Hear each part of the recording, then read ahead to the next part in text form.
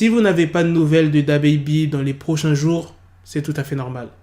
Son frère s'est suicidé. Vous savez qu'en ce moment, il y a les élections aux États-Unis et il y a pas mal de rappeurs qui ont été contactés. C'est de ça qu'on va parler dans cette vidéo. Sans plus tarder les gars, let's go pour les news.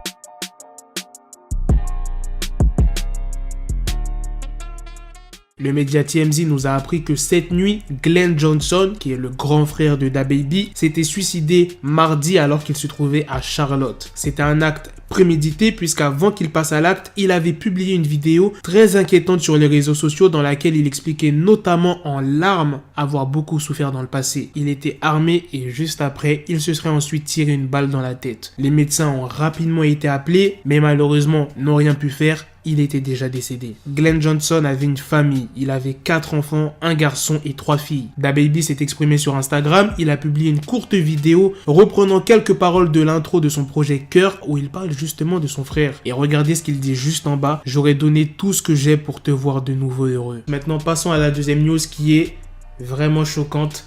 L'administration de Donald Trump qui a contacté plusieurs rappeurs. Dans un rapport de 34 pages, plus de 200 artistes ont été contactés pour effectuer des campagnes de soutien à Donald Trump. Et comment on sait ça? C'est des fuites dans l'administration Trump. C'est pas n'importe quel artiste qui a été contacté, il y a des critères bien précis. S'il avait déjà critiqué Trump, leurs avis sur le mariage homo, s'ils ont déjà supporté Barack Obama, leurs influences chez les classes sociales qui sont contre Trump. Donc par exemple, si un artiste avait critiqué Donald Trump, il n'aurait pas été sélectionné par l'administration Trump. Maintenant, parlons des rappeurs qui apparaissent dans le rapport. Alors il y a Lil Baby, Lil Wayne, Cardi B, Eminem, Nicki Minaj, Travis Scott, Chance the Rapper, Roddy Ricch, Lil Uzi Vert et Rich the Kid. En parlant de Rich the Kid, il a dévoilé des messages de l'administration de Trump qui l'ont contacté. Au début, quand j'ai vu la news, je me suis dit, non, c'est pas possible, c'est peut-être fake. Mais il s'avère que c'est vrai. Il a publié en story Instagram les messages. Et en gros, qu'est-ce qu'ils lui ont demandé? Ils lui ont demandé de rejoindre un meeting de Donald Trump et d'affirmer officiellement son soutien. Mais comme je te l'ai dit, Rich the Kid a été catégorique. Il a refusé. Dans la liste, il y a Eminem.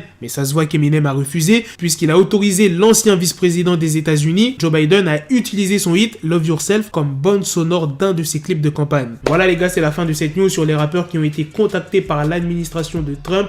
Dites-moi dans les commentaires ce que vous en pensez de la première news sur le frère de DaBaby qui s'est suicidé. En tout cas, qu'il repose en paix et vraiment énorme force à DaBaby. Dites-moi aussi ce que vous en pensez de la deuxième news. Aujourd'hui, on va parler pratiquement que de ça. Et il y a tellement de news sur les rappeurs qui se sont exprimés sur les élections au State. Bref, sur ce, on se donne rendez-vous plus tard pour d'autres vidéos news. Prenez soin de vous la famille.